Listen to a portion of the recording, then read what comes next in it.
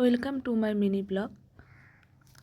সকালবেলা দেখো, আমি সকালবেলা টিফিন খেয়ে নিচ্ছি, একটা ডিম সিদ্ধ আর দুটো খেজুর খেয়ে তারপরে দুপুরবেলার জন্য রান্না টান্না করব। তা রান্না মায়ে বেশিরভাগ সব করে নিয়েছে, আমি আজকে মাছটা করছি। তা তেলাপিয়া মাছ করব একটু ঝাল ঝাল করে। আর এদিকের কড়াইতে তরকারি বসানো রয়েছে, তার সব মশলা দিয়ে মশলাগুলো কষিয়ে নিচ্ছি ভালো করে।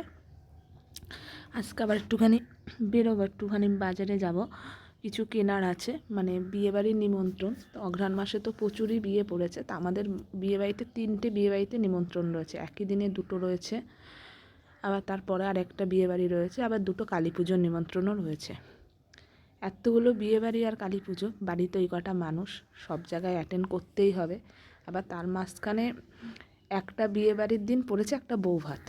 আর এদিকে দেখো মশলাটা কষানো হয়ে গেছে, এবার মাছ